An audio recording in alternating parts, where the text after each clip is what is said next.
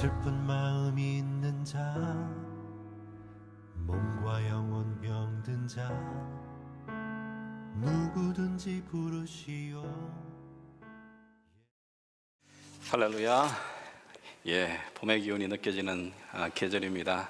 귀한 주의 날에 주의 전에 오신 여러분들 주의 이름으로 환영하며 축복합니다. 자리에서 다 같이 일어나셔서 우리 옆에 분 뒤에 분에게 반가운 얼굴 한번 인사하며 축복하겠습니다. 반갑습니다. 잘 오셨습니다. 귀한 복된 시간 되시기 바랍니다. 살아계신 하나님, 우리의 왕이신 하나님, 오늘도 우리가 온 마음 다하여 신령과 진정으로 예배하며 나가시겠습니다.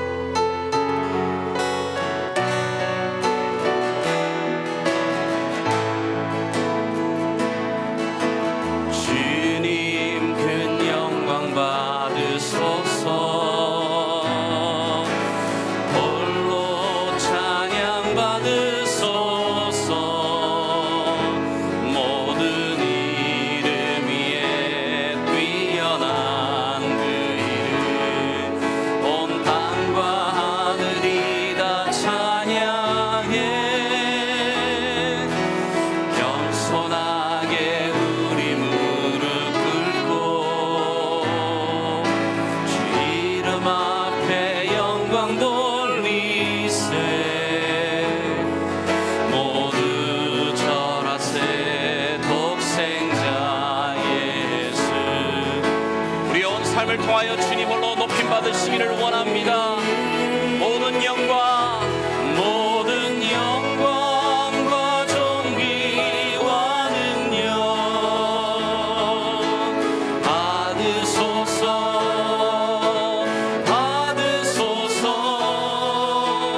영광과 존귀와 능력 받으소서.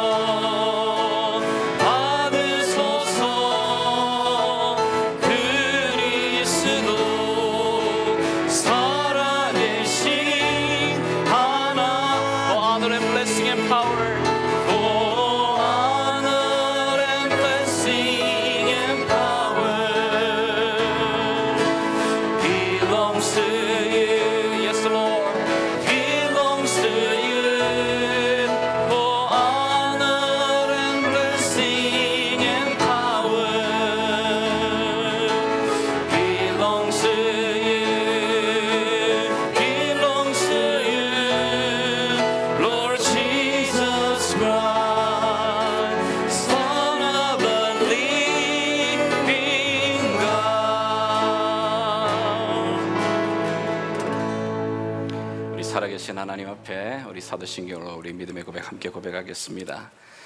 전능하사 천지를 만드신 하나님 아버지를 내가 믿사오며 그 외아들 우리 주 예수 그리스도를 믿사오니 이는 성령으로 잉태하사 동정녀 마리아에게 나시고 본디오 빌라도에게 고난을 받으사 십자가에 못 박혀 죽으시고 장사한 지 사흘 만에 죽은 자 가운데서 다시 살아나시며 하늘에 오르사 전능하신 하나님 우편에 앉아 계시다가 저리로서 산 자와 죽은 자를 심판하러 오시리라.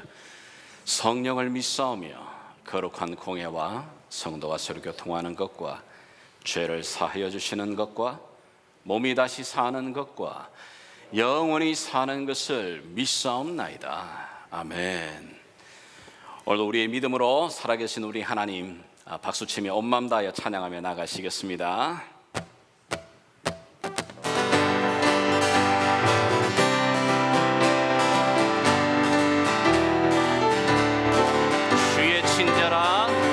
주의 친절함 발에 안기세 우리 마음이 평안하리니 항상 기쁘고 복이 되겠네. 영원하신 발에 안기세 주의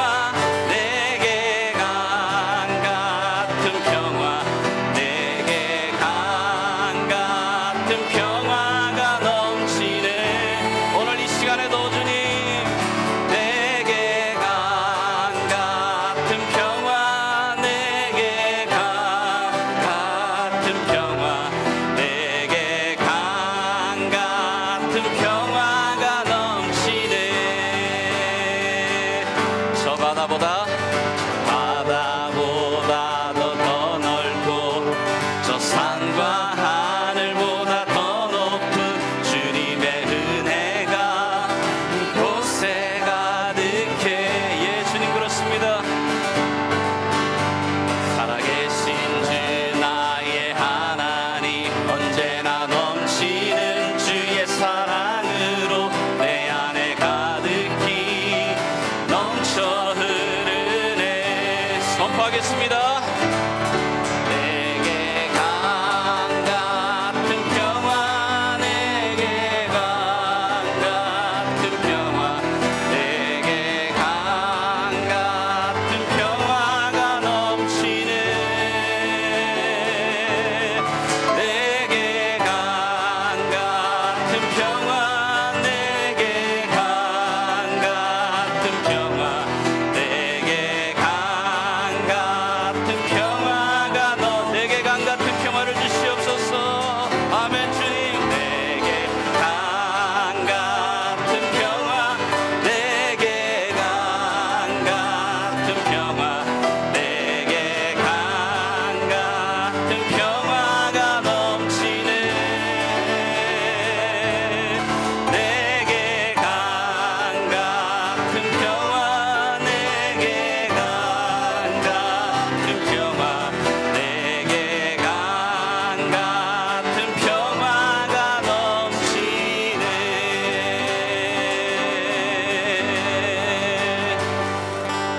하나님 감사합니다. 오늘도 우리에게 샘솟듯 하는 이 은혜, 주의 사랑에 다시 한번 매인받게 하시고 그 사랑이 나를 다시 한번 강권하여 주님을 따르는 귀한 고백이 우리 가운데 있게 도와주시옵소서. 함께 고백하겠습니다. 아버지 사랑, 아버지 사랑 내가 노래, 아버지 은혜 내가 노래합니다. 아버지 은혜 내가 노래. 다시 한번 고백하겠습니다. 아버지 사랑, 아버지 사랑 내가 노래, 아버지 은혜 내가 노래합니다. 아버지 은혜 내가 노래. 그 사랑, 그 사랑 변함없으신, 거짓 없으신 성실하신 그 사랑. 상한 갈 때 꺾지 않으시는, 꺼져가는 등불 끄지 않는 그 사랑, 변함없으신, 거짓 없으신 성실하신 그 사랑.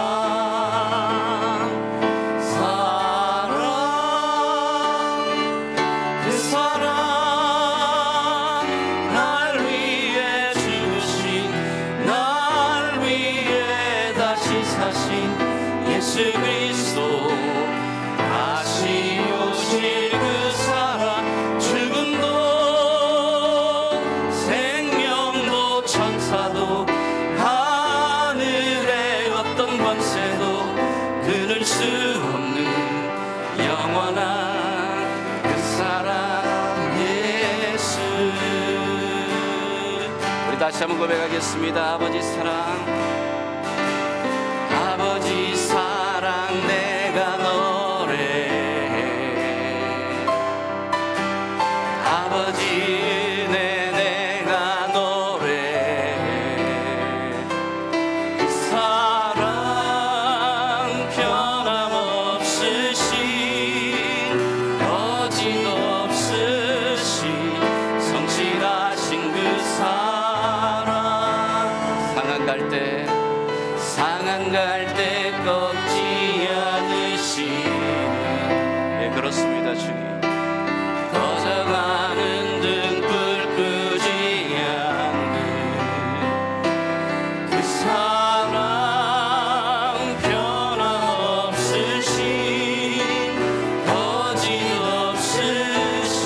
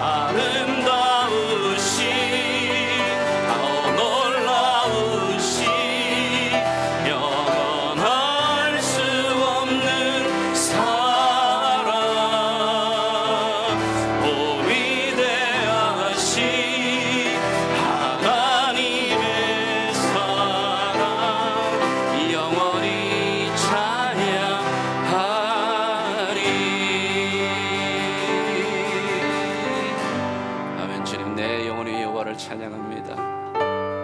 우리 자리에 앉으셔서 예배를 위하여 같이 기도하며 나가도록 하겠습니다. 오늘 이 아침 우리에게 주시는 말씀은 구약 성경 신명기가 되겠습니다. 신명기 6장이 되겠습니다. 제가 가진 성경으로는 구약 270페이지쯤에 있습니다. 신명기 6장 1절에서 9절까지.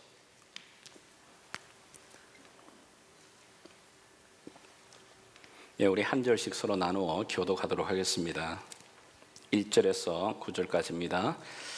제가 먼저 읽습니다. 이는 곧 너희의 하나님 여호와께서 너희에게 가르치라고 명하신 명령과 규례와 법도라. 너희가 건너가서 차지할 땅에서 행할 것이니 곧 너와 내 아들과 내 손자들이 평생에 내 하나님 여호와를 경외하며 내가 너희에게 명한 그 모든 규례와 명령을 지키게 하기 위한 것이며 또 내 날을 장구하게 하기 위한 것이라. 이스라엘아 듣고 삼가 그것을 행하라. 그리하면 네가 복을 받고 네 조상들의 하나님 여호와께서 네게 허락하심과 같이 젖과 꿀이 흐르는 땅에서 네가 크게 번성하리라. 이스라엘아 들으라. 우리 하나님 여호와는 오직 유일한 여호와이시니 너는 마음을 다하고 뜻을 다하고 힘을 다하여 내 하나님 여호와를 사랑하라. 오늘 내가 내게 명하는 이 말씀을 너는 마음에 새기고 내 자녀에게 부지런히 가르치며 집에 앉았을 때에든지 길에 갈 때에든지 누워 있을 때에든지 일어날 때에든지 이 말씀을 강론할 것이며 너는 또 그것을 내 손목에 메어 기호를 삼으며 내 미간에 붙여 표로 삼고 또 네 집 문설주와 바깥문에 기록할지니라. 아멘. 혹시 여러분들 가운데 PPT가 좀 안 넘어가는데요. 좀 생소한 단어긴 한데요. 이 단어를 좀 기억하실는지 모르겠어요. 한번 넘겨주시겠습니까, 집사님? 예. 그래요? 안 넘어가고 있습니다. 한번 다시 한번 보겠습니다. 보이나요? 글쎄 이게 독일 말인데 발음을 정확하게 모르겠어요. 링반데룽이라고 이렇게 읽혀지는 단어인데 아마 여러분들이 여기 BTS 아미가 계시나? 우리 여기 나이 되신 분들 중에는 없을 것 같긴 한데 BTS의 앨범 가운데 하나가 이 단어를 사용하고 있긴 하더라고요. 이 단어는 사실 우리가 가끔 이렇게 영화를 보면 또 경험 보는 겁니다. 등산을 갑니다. 아니면 여행을 가다가 짙은 안개나 악천후를 만나게 되거나 또 사막 한가운데 이렇게 있게 되게 되면 방향 감각을 잃어버리게 됩니다. 방향 감각을 잃어버리고서 걷게 되게 되면 열심히 걷는데 나중에 돌아보게 되게 되면 똑같은 지점으로 돌아오는 겁니다. 소위 말하면 맴도는 겁니다. 끊임없이 맴도는 그런 걸음을 가리켜서 링 반대룽이라고 말합니다. 링이라는 말이 골이라는 얘기잖아요. 그리고 반대룽이 영어로 wandering 뭐 이런 뜻인데 아주 이상하게 원을 계속해서 서클을 그리면서 도는 겁니다. 전진하는 것 같은데 전진하는 게 아니고 같은 지점으로 또 돌아와 버리는 겁니다. 근데 여러분 이런 인생이 우리의 인생이 된다고 한번 생각을 해보십시오. 만약에 우리가 20대, 30대 열심히 공부하고 열심히 우리가 노력해서 내가 원하는 그런 위치 또 그런 잡을 얻었습니다. 그리고 40대가 되고 50대가 되어 내 젊음을 투자하고 내 힘을 투자하고 내 시간을 투자해가지고 정말 죽을 힘을 다해서 달려왔는데 돌아봤더니 진보한 게 아니라 똑같은 그 자리에 내가 머물러 있다면 아마 그나마 그래도 40, 50대면 좀 기회라도 있죠.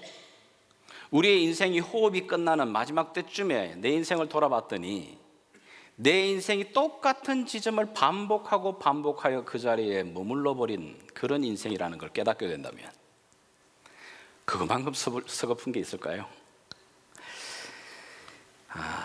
아마 그럴 때 굉장한 우리 충격을 얻을 것 같아요. 저와 여러분이 살아가는 이 시대, 정말 불확실한 시대입니다. 특별히 오늘날 우리가 살아가고 있는 이 시대는 포스트 모더니즘이라고 하는 이 사상이, 사고가 보이지 않게 다 편제되어 있습니다. 가장 그걸 어떻게 느끼느냐 하면은 사람들이 진리 자체에 대해서 의심합니다. 그거는 좋은 겁니다. 이게 진짜 그런 거야? 라고 하고 다가가는데 그 진리의 기준을 인정하지 않으려고 합니다. 대신에 다른 기준이 있느냐? 예, 그럼요. 여러 많은 사람들이 몰려서 그것이 맞다고 그러면 그것이 기준이 되어버리기도 하고 때로는 진리가 되어버리기도 합니다. 옛날에는 여러분 간통죄라고 하는 것 참 부끄러운 겁니다. 동성연애 한다? 이런 것도 우리가 입에 담기가 쉽지 않은 일인데 이제는 그것이 많은 사람들이 그렇게 하기 때문에 그것이 어느 순간 사회 가운데서 기준점으로 잡아가기 시작합니다. 근데 더더욱이 이런 기준점은 오늘날 우리가 이것이 기준이라고 말하고 있는 이것은 시간이 지나면 또 바뀌게 되어 있습니다. 그런 기준점이 없기 때문에 정확한 기준점이 없다 보니까 사람들이 열심히 개혁을 하고 열심히 그 문제를 해결하고서 나아가고 하는데 나중에 보게 되면 똑같은 자리를 또 맴도는 그런 모습을 우리가 경험하게 됩니다. 아니, 우리가 오늘 살아가고 있는 이 시대 속에서 사방 주변을 온통을 돌아보게 되게 되면 모든 것이 병원을 가게 되면 건강을 잃어버리게 되면 모든 걸 잃어버릴 것 같고 텔레비전이나 유튜브를 보게 되게 되면 돈 없으면 도무지 살아갈 수 없을 것 같고 뉴스를 보게 되게 되면 권력을 갖고 한 자리를 해야만 제대로 이름을 남기고 인생 잘 사는 것 같고 끊임없이 사람들이 비춰주고 있는 기준점들, 화려한 모습들에 우리가 혼돈된 그런 삶을 살아가기 쉬운 이때입니다. 오늘 이 본문을 우리가 이스라엘 백성들이 언제 대면을 하냐면은 모세를 통하여서 그들이 이 본문을 받을 때에 이 말씀을 받았던 장소가 바로 가데스 바네아라고 하는 곳입니다. 여러분, 이 가데스 바네아라고 하는 이 자리가 어떤 자리인지 아십니까? 이들이 처음으로 애굽 땅에서 하나님의 구원하심을 받아서 그들이 시내산에 모입니다. 시내산에서 하나님과 언약을 맺고 하나님이 주시는 율법을 받습니다. 자, 그리고는 그들이 약속한 가나안 땅으로 행진합니다. 가나안 땅으로 행진을 하다가 첫 번째 바로 이 가데스 바네아에서 각 12지파에 대표되는 한 사람씩을 뽑아가지고 가나안 땅을 정탐하도록 보내게 됩니다. 자, 그들이 40일 동안 정탐하고 돌아왔습니다. 어떤 보고가 있었던지 우리는 잘 압니다. 그 10명, 갔던 12명 가운데 이 10명 다수결에 그 소리들 때문에 하나님이 허락하고 하나님이 준비한 그 약속의 땅에 그들이 들어가지를 못하게 됩니다. 그리고는 그들은 40년의 긴 시간 동안 이 광야를 뺑뺑이 돕니다. 뺑뺑이를. 아무리 천천히 동물과 짐승들과 함께 천천히 걸어가도 저 가데스 바네아에서 젖과 꿀이 흐르는 가나안 땅으로 한 달이면 들어가요. 아니, 빠르게 가면은 15일 만에도 들어갈 수 있는 거를 40년 동안 그들이 뺑뺑이를 돌고 결국은 40년이 지나면서 자기의 아버지 세대가 다 죽고 난 다음에 새로운 제너레이션이 일어나서 똑같은 자리, 똑같은 그 자리에 돌아와서 서 있는 곳이 이 가데스 바네아입니다. 정말 황당하지 않아요? 40년을 돌았는데 똑같은 자리로 돌아온 거예요. 똑같은 자리에 서서. 오늘 그 이스라엘 백성들에게 하나님이 모세를 통하여서 너희 인생들이 이런 똑같은 맴돌이 인생이 되지 않으려면 어떤 인생으로 살아가야 할지를 분명한 기준을 오늘 이 본문을 통해서 우리 가운데 주고 계시는 겁니다.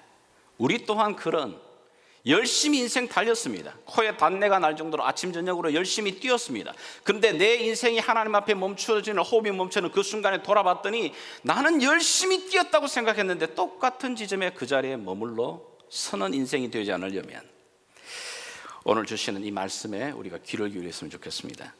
자, 이스라엘 백성들이 그 가나안 땅에 들어가게 되게 되면 그 가나안 땅은 마치 밀림과 같은 온 세상의 수많은 종교들이 다 들어와 있는 땅이었습니다.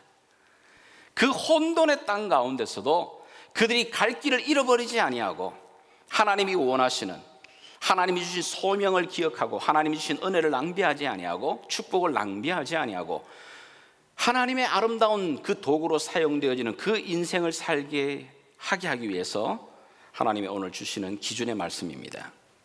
그 하나님의 소원이 바로 오늘 여기 본문 2절에 나타납니다. 자, 2절을 여러분 다시 한번 읽어주시기 바랍니다. 2절 시작.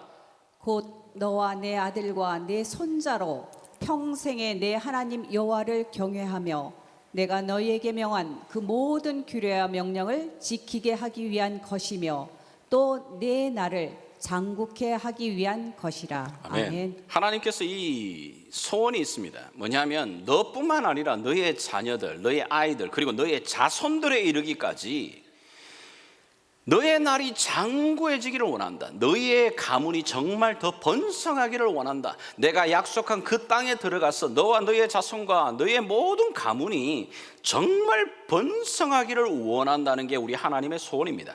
이것은 이스라엘 백성들을 향한 소원이기도 하지만 오늘 이 땅 가운데 우리를 두신 하나님 아버지의 그 소원이기도 합니다. 자, 이런 바람, 이런 소원을 이루기 위해서 그들이 분명히 삶에 붙들어야 될 나침판 같은 중요한 말씀이 있다고 말합니다. 자, 1절 다시 한번 읽어주시기 바랍니다. 시작. 이는 곧 너희 하나님 여호와께서 너희에게 가르치라 명하신 바 명령과 규례와 법도라. 너희가 건너가서 얻을 땅에서 행할 것이니. 자, 보십시오. 아멘. 하나님께서 말씀하신 명령하신 명령, 규례, 법도. 자, 이 모든 것, 결국 이 모든 것, 이것이 너희 안에 나침판과 같이 딱 붙들어지게 되게 되면 바로 어느 곳에 있든지 어느 자리에 있든지 밀림과 같은 그런 홍수와 같은 혼돈의 미확실한 그런 상황 속에서라도 내가 길을 잃어버리지 아니하고 맴돌이 인생이 되지 아니하고 하나님이 원하시는 너와 내 자손과 번성이 번성해지는 그런 축복을 누리게 된다고 말하고 있는 겁니다. 우리 예담교회에 속해 있는 모든 지체들 뿐만 아니라 우리 예담교회가 이 땅 가운데서 하나님의 백성으로 하나님의 자녀들로 우리뿐만 아니라 우리 다음 세대까지 정말 하나님이 주시는 놀라운 이 복을 누리기 원한다면 하나님이 말씀하시는 이 나침판을 내장해야 됩니다. 그것이 뭐냐? 하나님 말씀입니다. 여기 명령, 규례, 법도라고 하는 것을 단 한마디로 말하면 하나님의 말씀을 이야기하는 거죠. 왜 그렇습니까? 왜 말씀이 이렇게 중요하냐면 우리가 잘 알고 있는 시편 119편 105절 이렇게 말합니다. 주의 말씀은 내 발의 등이요 내 길의 빛입니다. 아마도 이 말씀이 기록될 때에는 나침판이 발명되지 않은 때입니다. 아마 나침판이 발명되었다면 이 구절은 분명히 이렇게 바뀌었을 것 같아요. 주의 말씀은 내 발의 나침판입니다. 주의 말씀은 언제나 나에게 올바른 방향을 가르쳐주는 그런 방향과 같은 나침판과 같습니다. 이러한 의미를 신약 성경 디모데후서 3장 16절 17절에서는 바울이 좀 다른 표현을 쓰고 있어요. 여러분이 영성길에서 외우셨던 구절이기도 한데 자, 한번 3장 16절 한번 같이 읽어보겠습니다. 시작. 모든 성경은 하나님의 감동으로 된 것으로 교훈과 책망과 바르게 함과 의로 교육하기에 유익하니. 아멘. 모든 하나님의 말씀은, 하나님의 성경은 하나님의 감동, 하나님의 입김이 들어가 있다고 말합니다. God's breath. 하나님의 그 입김이 들어가 있는 말씀이기 때문에 뭐라고 말하고 있습니까? 교훈, 가르쳐 줍니다. 내가 어느 길로 가야 될지, 어느 방향으로 서야 될지를 가르쳐 줍니다. 그리고 내가 행여나 잘못된 길을 들어가게 되게 되면 나에게 경고합니다. 때로는 꾸짖기도 합니다. rebuke합니다. 꾸짖을 수만 할 것이 아니라 나를 돌아서게 합니다. 고치십니다. 고칠 뿐만 아니라 내가 올바른 길을 계속해서 갈 수 있도록 나를 격려해 주시기도 하고 나를 훈련시키시는 그 말씀이라고 말하고 있는 겁니다. 이 하나님의 말씀이 나침판과 같이 우리 가운데 딱 들어와서 붙들림 바 되어지게 되게 되면 내가 어느 자리에 서든지 어느 나라에 서 있든지 어느 시대든지 흔들림 없이 맴돌이 인생이 아니라 방황하는 인생이 아니라 하나님이 원하는 그 길을 걸어갈 수 있다고 말합니다. 그러나 우리의 문제는 모두 다가 성경책을 가지고 있어요. 하나님 말씀을. 그리고 지금도 가장 많이 팔리고 있는 책이라고 말합니다. 하지만 모두 다가 가지고 있는 이 성경 말씀을 모두 다가 다 열심히 읽는 것은 아닙니다. 많은 경우는 그냥 장식품으로, 요즘은 이제 다 스마트폰이 있다 보니까 교회에 들고 오는 일도 별로 없고, 열심히 성경을 우리가 읽어야 된다고 말은 하지만 그러나 내 스스로 손을 펴서 읽는 사람은 드물다는 거죠. 어떻게 하게 되면 우리의 인생의 나침반과 같은 하나님의 말씀을 내 삶에 딱 장착을 하고 붙들 수 있는가? 오늘 이 본문이 우리에게 가르쳐주는 구체적인 방법들을 좀 이야기를 하려고 합니다. 첫 번째는 가지고 다녀야 되는 거죠. 이 말씀이 6절에 나와 있네요. 자, 6절 다시 한번 읽어주시길 바랍니다. 시작. 오늘날 내가 네게 명하는 이 말씀을 너는 마음에 새기고. 자, 마음에 새기라고 말하죠. 하나님의 말씀을 마음에 새기는 것은 어떤 방법일까? 이 마음에 새긴다는 말은 마치 여러분 날카로운 칼날 같은 것으로서 금속에다가 표시를 하는 겁니다. 자, 그래 놓게 되게 되면 여러분 그것이 용광로에 들어가더라도 딱 나중에 보게 되게 되면 그 흔적이 남아 있는 것. 아니면은 우리 몸에다가 이렇게 문신을 하는 것처럼 문신을 한번 뜨게 되게 되면 쉽게 지워지지 않잖아요. 그 이야기를 하는 겁니다. 너는 이 말씀을 너의 마음에 한자 새겨 넣으라고 말합니다. 하나님 말씀을 어떻게 우리 마음에 새길 수 있을까요? 그 새길 수 있는 구체적인 방법이 뭐죠? 여기에 8절과 9절에 이렇게 나타나고 있어요. 한 번 더 읽어주시길 바랍니다. 8절 9절 시작. 너는 또 그것을 내 손목에 매어 기호를 삼으며 내 미간에 붙여 표로 삼고 또 내 집 문설주와 바깥문에 기록할지니라. 아멘. 아마도 여러분들이 지금도 유대인들이 통곡의 벽에 보게 되게 되면 어린아이나 또는 나이 든 분들이나 그들의 손목에 또는 이 이마에 작은 검은 상자를 하나 하고 이 띠를 띠고 있는 그런 모습을 보신 적이 있는지 모르겠어요. 여러분 그 작은 상자 안에는 저와 여러분이 지금 읽고 있는 이 9절 말씀 또는 십계명이 그 안에 들어가 있습니다. 자, 그런데 하나님은 왜 하나님의 이 말씀, 오늘 이 쉐마라고 하는 이 말씀과 십계명을 손목에다가 매라고 그러죠? 왜 손목에 매죠? 쉽게 생각하시면 여러분들이 결혼하실 때 반지를 왜 손가락에 끼죠? 그러면 사람들이 가장 보이는 이게 쉬운 곳입니다. 항상 우리가 손을 쓰며 살아가기 때문에 우리의 눈길이 가장 먼저 머무는 곳이 바로 이 손, 그리고 이 손입니다. 이 손에다가 항상 하나님 말씀을 동여 매어서 그것을 의식하며 살아가게 만드는 겁니다. 또 하나, 미간에 붙인다. 자, 미간이라는 것이 이 눈과 눈 사이에 있는 이 미간, 여기를 이야기하는데 이 미간에다가 왜 붙여놓는 거죠? 미간에 붙인다는 말은 우리가 세상을 눈을 통해서 보게 됩니다. 너가 세상을 바라보는 그 눈 그 중심에다가 이 말씀이 기준이 되어서 세상을 바라보도록 해나가는 기준으로 삼으라는 얘기입니다.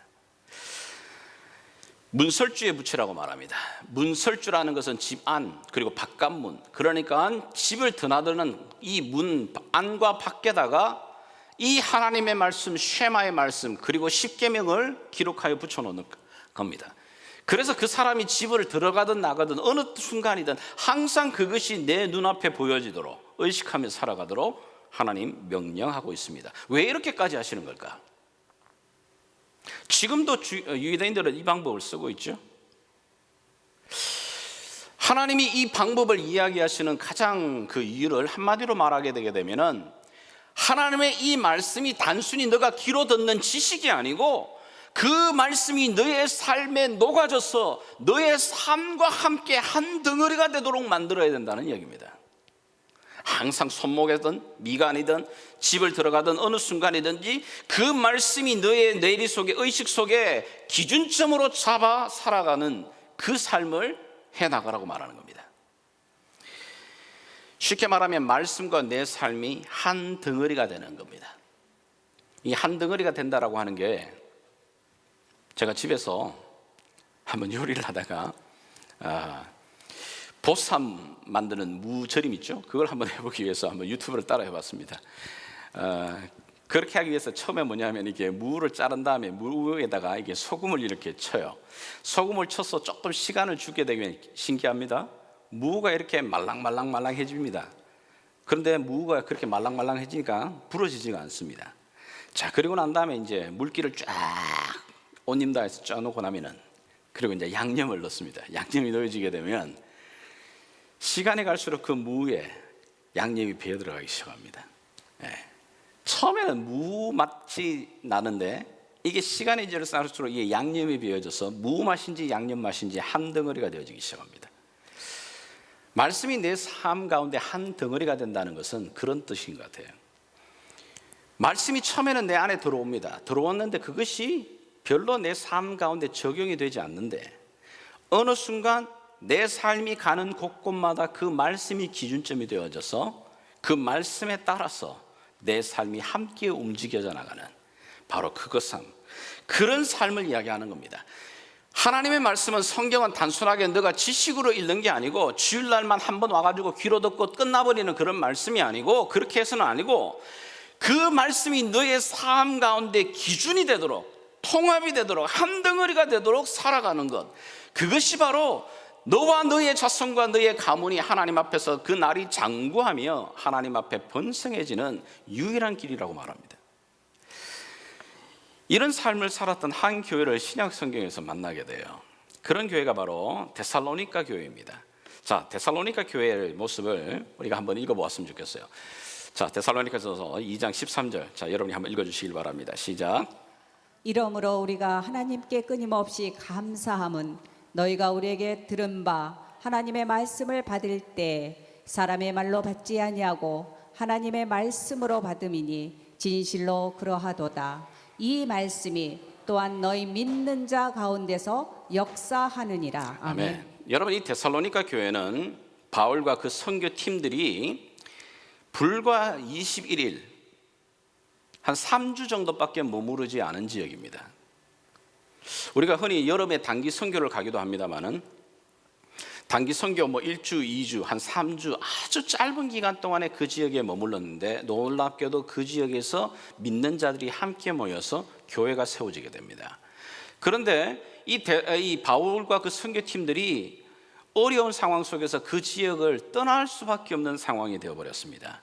그리고는 3주 동안 말씀을 양육하고 난 다음에 떠났는데, 그래서 항상 마음 가운데 불안한 겁니다. 3주 만에 겨우 이제 믿음이 들어가서 믿음의 첫걸음을 해딛고 있는 그 데살로니가 교회가 어떻게 되었을까? 바울의 마음 가운데 항상 근심 걱정이었습니다. 그래서 다른 지역에 가 있더라도 사람들을 보내어서 이 데살로니가 교회가 어떻게 자라고 있는지, 상황이 어떤지를 항상 묻고 보고를 받습니다. 근데 놀라운 소식을 들어요. 그 3주짜리밖에 되지 아니하는 그 교회가 말씀이 믿음 반에서 든든히 서가고 있다는 것, 믿음과 소망과 사랑이 한 덩어리가 되어져서 칭찬받고 있는 교회로 자라가고 있다는 소식을 듣게 되는 겁니다. 그 비결이 뭐냐? 그 비결을 바울이 이렇게 말하고 있는 겁니다. 내가 너희들을 생각할 때마다 정말 끊임없이 감사하는 이유는, 내가 너희들을 만나서 하나님의 말씀을 전할 때에 너희가 사람의 말로 받지 않았다. 저건 바울이 하는 말이야.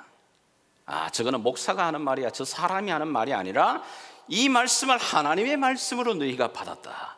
그렇기 때문에 하나님 말씀으로 받았던 그 말씀이 너희 가운데서 들어와서 역사를 하고 있는 거다. 여러분, 이게 뭘 말하느냐 하면, 하나님 말씀이 정말 내 삶 가운데 들어와 내 삶을 통합해 나가고 말씀이 한 덩어리가 되기를 원하신다면, 첫 번째 말씀을 들을 때 그건 네 생각이고, 그건 목사 네 생각이고, 이 생각을 여러분 꺾으셔야 돼요. 우리가 하나님 말씀을 받을 때 첫 번째 뭐냐면, 그건 당신 생각이지. 이게 쉽게 말하면 말씀을 제일 첫 번째 차단시켜버리는 거죠.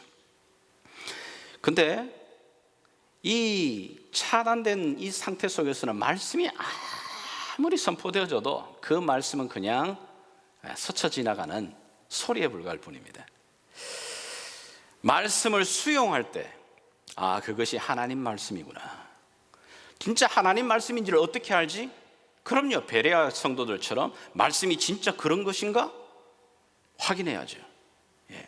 그걸 위해서 여러분 말씀을 공부하는 겁니다. 이 말씀이 정말 그렇게 전해주는 게 하나님 말씀이구나라고 하는 그 마음으로 그 말씀을 수용하게 될 때 그 말씀은 우리 안에 들어와서 변화가 됩니다. 하나님 역사가 일어나게 되는 겁니다. 아무리 여러분 정북 방향을 가리키고 있는 나침판이 우리 집에 10개가 있은들 지금 내 삶 가운데서 길을 잃어버린 가운데서 필요하지 않는다면, 없으면 그 아무 소용없는 것과 마찬가지로 하나님 말씀은 살았고 운동력이 있습니다. 그런데 그 하나님의 말씀이 살아서 운동력이 있어서 그 사람을 수술하고 그 사람을 변화시킬 수 있는 그 힘은 언제 나오느냐? 그 말씀을 내게 믿음으로 수용할 때, 그때부터 거기서 시작이 됩니다. 여러분, 우리가 아무리 말씀을 많이 듣고 있는데 오랜 동안 신앙생활을 하고 있는데 그 사람의 믿음의 수준이 왜 진보하지 않고 똑같은 이 믿음의 걸음을 반복하고 있는가? 그 사람의 믿음을 가만히 보게 되면 첫 예수를 믿고 난 다음에 감격했던 그 6개월, 1년짜리를 10년 내지 20년 동안 계속 반복해서 그 자리에서 나아가지를 않는 이유는 뭐냐? 더 이상 말씀을 아멘으로 믿음으로 수용하지 않는 겁니다. 자기 생각의 모든 걸 잘라버리는 겁니다. 자기의 경험에 판단하고 잣대를 대는 겁니다. 내 생각과 내 판단으로 만약에 자를 수 있는 하나님 말씀이라면 왜 그 하나님 말씀을 우리가 믿어요? 내 생각을 뛰어넘어 내 경험을 뛰어넘는 게 하나님 말씀인데, 그래서 말합니다. 믿음으로 그것을 받아들여야 된다. 그리고 두 번째는 하나님 말씀이 어떻게 사용되어지는지 그 작동법, 사용법을 좀 알아야 됩니다. 교회를 10년을 다녔는데도 아직까지도 자기 스스로가 성경을 펴서 성경을 이렇게 묵상해내는 실력과 능력이 없다면 분명히 그분의 믿음의 신앙은 맴돕니다. 나아가지 않습니다. 진보하지 않습니다. 잘하지 않습니다. 확신합니다. 유스트가 된 거지. 유스트가 된다는 말은 뭐냐 하면, 내가 그 이야기 알아. 목사님 말하는 그 스토리 내 알아. 그겁니다. 그냥 그 많은 이야기가, 많은 스토리를 알지만 그것이 절대로 내가 스스로가 그것을 보거나 발견하거나 먹을 수 있는 실력은 없습니다. 여러분들이 정말 하나님 말씀을 제대로 사용법을 알려면 배우셔야 됩니다. 여러분들이 경건의 시간을 가지든지 때로는 지금 우리 교회 안에서 이루어지고 있는 성경 통독 그 그룹에 참여하시든지 아니면 교회에서 제공하고 있는 그런 양육 과정에 참여하셔야 됩니다. 여러분 참여해 보시면서 제가 한 가지 느낍니다. 우리 영성길에 참여하시는 분들의 고백을 제가 드리면서 좀 깜짝 놀랐던 게 뭐냐면, 제가 신앙생활을 하면서 제가 이런 교육은 처음 받아봐요. 제가 정말 감사하다 그랬어요. 그렇게 긴 시간 동안 신앙생활을 하면서 말씀을 함께 정말 연구하고 함께 묵상해 나가는 이런 훈련을 처음 받아보는 이 자리에 오신 게 얼마나 감사한지 모르겠어요. 그러나 한편으로는 그런 사람들이 교회 안에 정말 많다는 겁니다. 그러다 보니 말씀은 듣긴 듣는데 내 스스로가 그 말씀을 펴서 이 말씀이 정말 신기하구나, 말씀이 정말 오묘하구나, 말씀이 스스로 내 삶을 이끌어간다라고 하는 이런 경험을 직접적으로 경험해 보는 사람들이 많지 않다는 거예요. 안타깝게도 우리의 믿음의 승배 종교개혁자들이 500년 전에 이 말씀이 스스로 우리의 손에 붙잡힌 바 되어 말씀을 읽을 수 있도록 하기 위해서 수많은 순교와 피를 흘렸습니다. 그래서 우리의 손에 이 하나님 말씀이 들려졌는데도 불구하고 어느 날 집집마다 성경책이 없는 집이 어디 있겠어요? 여러분이 가지고 있는 스마트폰에도 정말 좋은 프로그램들이 얼마나 많은데요. 그럼에도 불구하고 활용되지 않는 겁니다. 직접 그 말씀이 내 삶 속에서 작동되지 않는 겁니다. 왜? 사용법을 모르니까. 배우셔야 됩니다. 부끄러워하지 말고 한 걸음 더 오시게 되게 되면 말씀에 눈이 열립니다.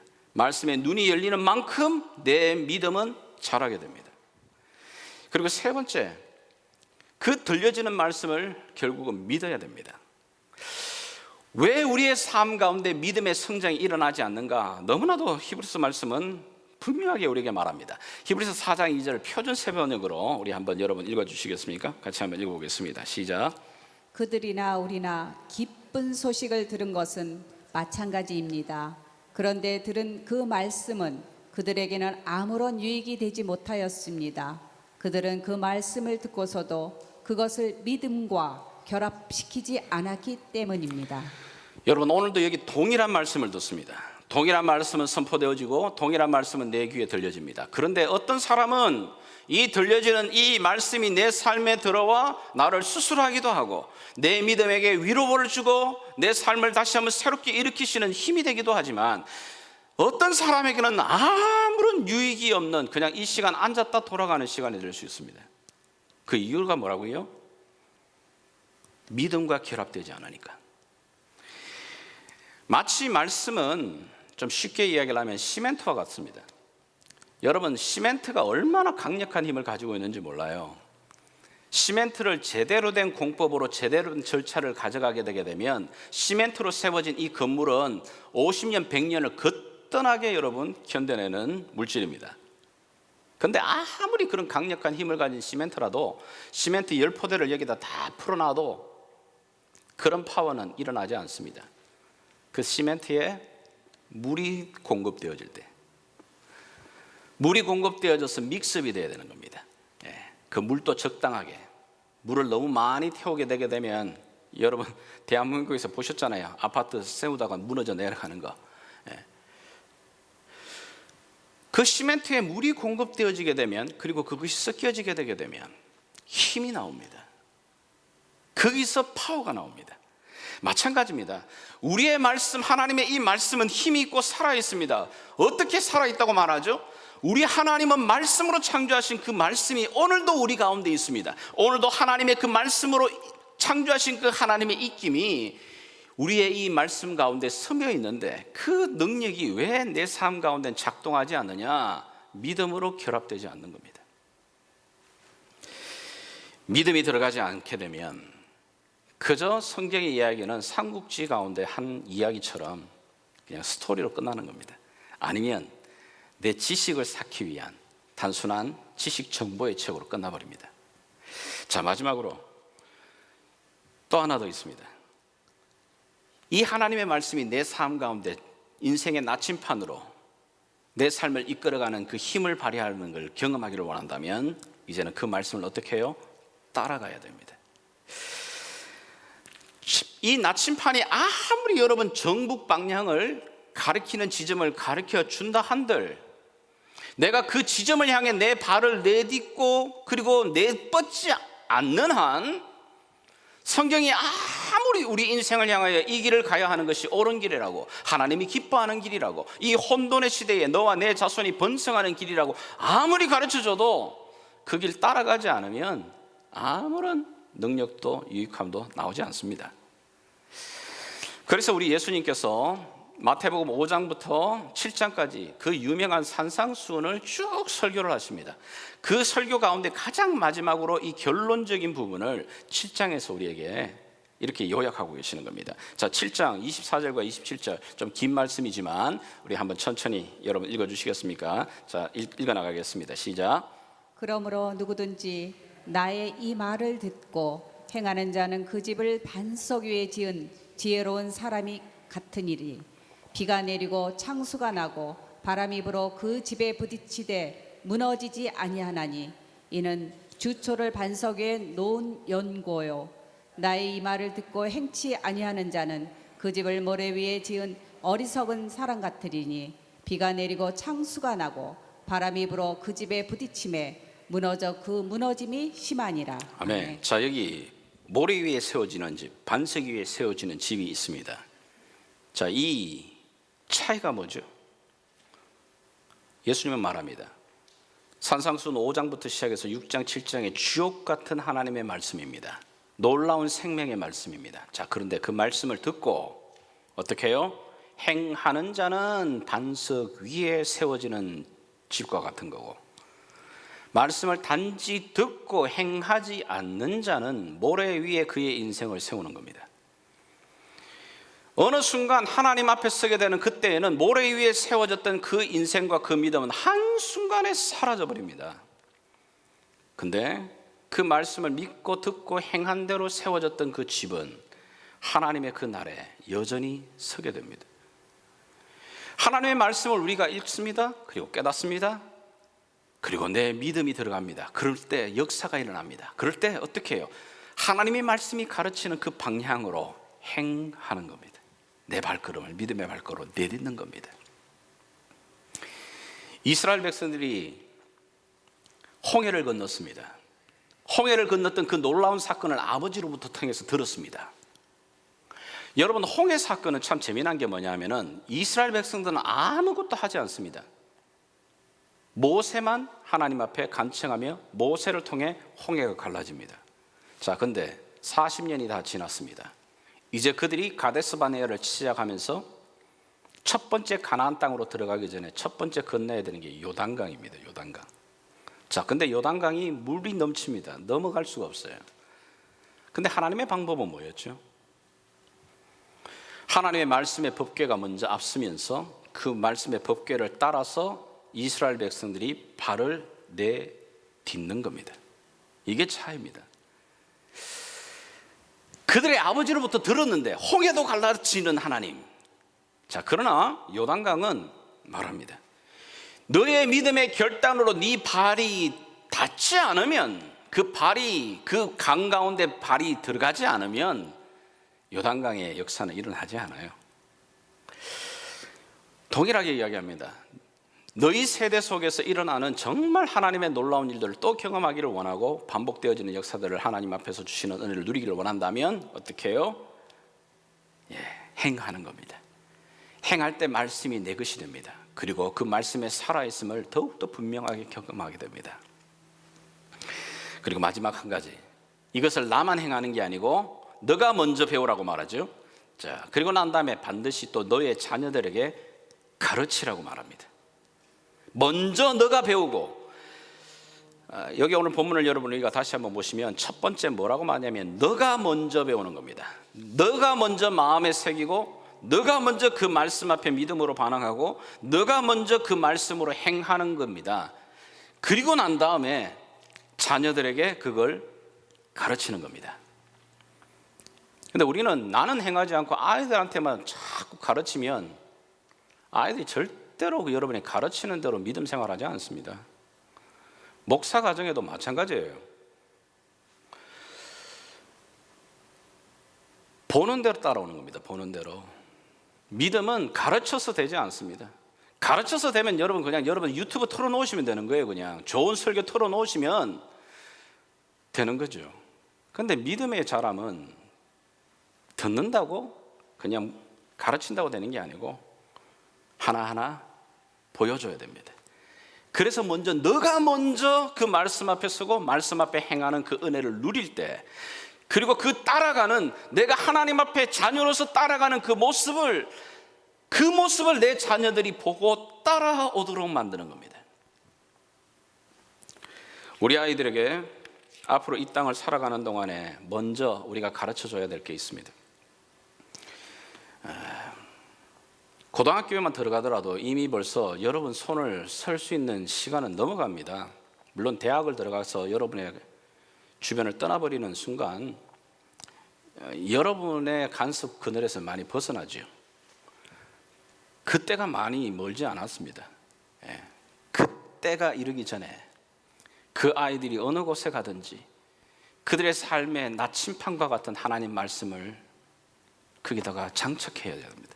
아니면 그 아이들이 이 세상 가운데 나가게 되게 되면 수많은 매스미디어를 통해서 주변의 수많은 사람들을 통해서 온갖 잡다한 기준들이 그의 삶 가운데 다 물밀듯하게 들어올 겁니다.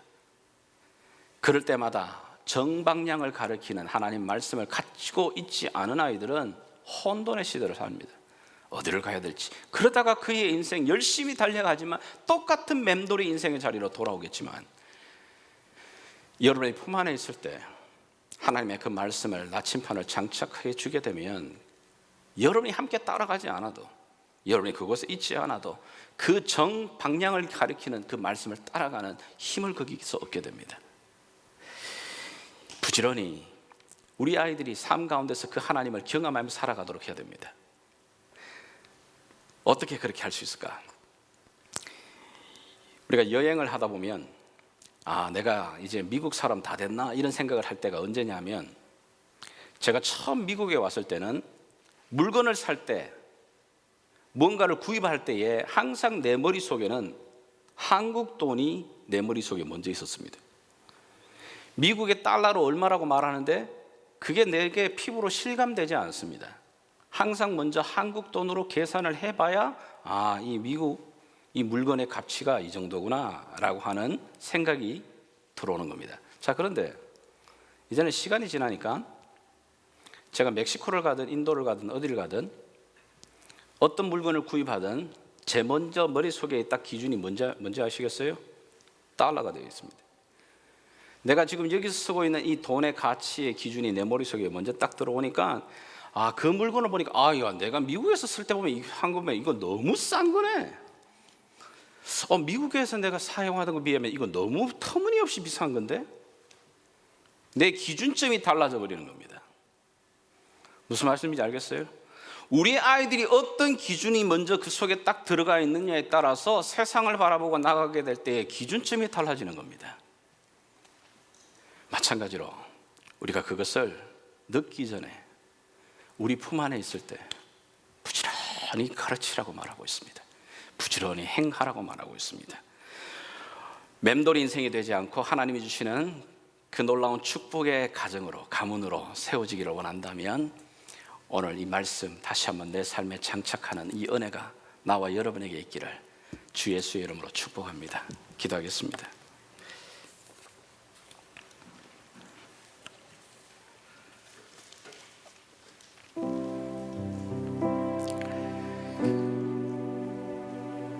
여러분, 이 사순절 고난주간과 부활절을 우리가 준비하는 이 기간, 우리 아이들에게 믿음을 정착시켜주기에 참 좋은 계절입니다. 먼저 내가 하나님 말씀과 기도의 자리에 서서 이 혼돈의 시대에 맴돌이 인생이 되지 않도록 하나님 나에게 은혜를 부어달라고 같이 기도하고, 그리고 내게 기회가 주어졌을 때 나와 내 자녀들에게 부지런히 이 하나님의 말씀을 그들의 삶에 새겨 넣을 수 있도록 하나님 내게 은혜를 베풀어 달라고 우리 같이 한번 기도하며 나가시겠습니다. 살아계신 아버지 하나님, 오늘도 이 혼돈의 시대 속에 진리의 기준점을 잃어가 버리고 있는 이 세대 속에 오늘도 길과 진리와 생명 되신 우리 주님을 우리가 알게 하시니 감사하고, 하나님 이 믿음의 걸음을 걸어갈 수 있도록 날마다 말씀이 우리의 기준이 될 수 있도록 주님 우리의 눈을 열어서 주의 말씀의 기이한 법을 보게 도와주시기를 원합니다. 나아가 주님 우리 자녀들에게도 우리 가문에게도 주님 이 말씀의 길을 따라 나갈 수 있는 이 은혜 아래에 머무도록 주님 다시 한번 긍휼과 은혜로 도와주시기를 원합니다. 오늘도 이 마음을 가지고 주 앞에 나오는 심령들마다 하나님 새롭게 하심과 만져주심과 회복해 하심의 은혜를 누리는 복된 삶 되게 도와 주시옵소서. 주께 부탁드리며 살아계신 예수님의 이름으로 기도합니다. 아멘. 우리 자리에서 다 같이 일어나셔서 우리의 마음을 담아서 함께 기도하는 마음으로 찬양하며 나가시겠습니다.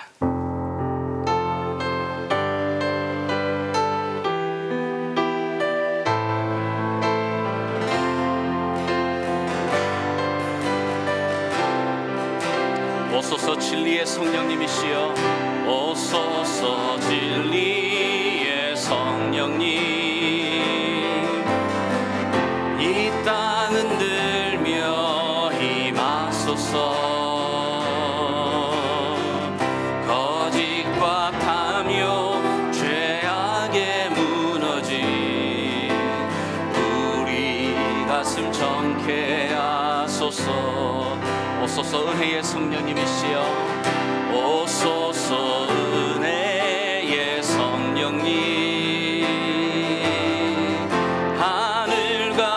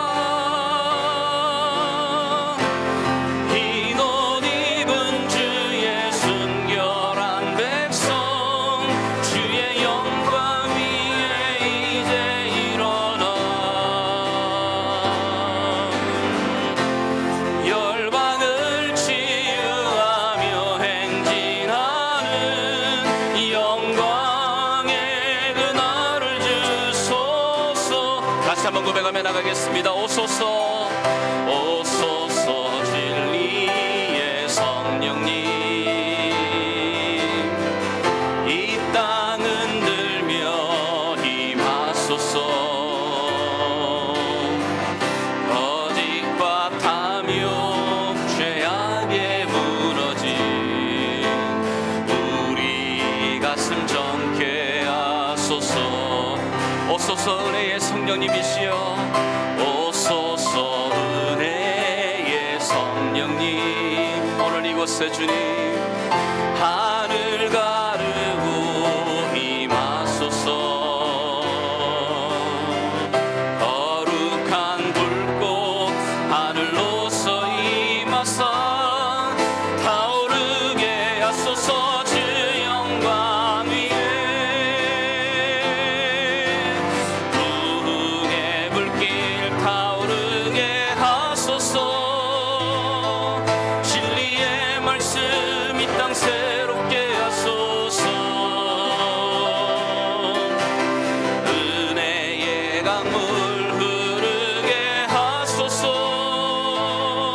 성령의 바람 이 땅 가득 불어와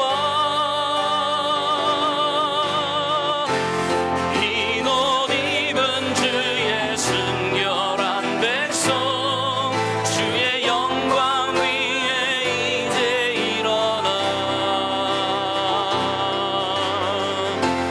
열방을 치유하며 행진하는 영광의 그날을 주게 하면 이 마음으로 합심하여 기도하며 찬양함으로 나가겠습니다. 살아계신 아버지 하나님, 오늘도 다시 한번 말씀을 우리 가운데 새롭게 하여 주시기를 원합니다. 우리가 우리의 자녀들이 하나님 말씀 앞에 다시 한번 새로워지며 말씀의 기준점을 갖고 살아갈 수 있는 하나님의 친백성들에게 하나님 도와주시기를 원하고 기도합니다. 아버지 하나님의 주의 피값을 나온 이 예담교회 가운데 말씀이 다시 한번 홍황하게 도와주시옵시고, 말씀 가운데 살아가는 아버지의 창광성하는 하나님의 교회로 하나님 세우시기를 간절히 기도하고 원합니다. 오 주님, 흰 옷 입은 주의 순결한 백성, 주의 영광 위에 이제 일어나 열방을 치유하며 행진하는 영광의 그날을 이 마음을 다하여 다시 한번 선포하겠습니다. 부흥의 불길로 주님, 부흥의 불길 타오르게 하소서. 이곳에 주님 또 다시 한번 주의 말씀으로 우리를 새롭게 하시옵소서. 은혜의 강물 흐르게 하소서. 성령의 바람 이 땅 가득 불어와 흰 옷 입은 주의 순결한 백성, 주의 영광 위에 이제 일어나 열방을 치유하며 행진하는 영광의 그날을 주소서. 예수님 원합니다.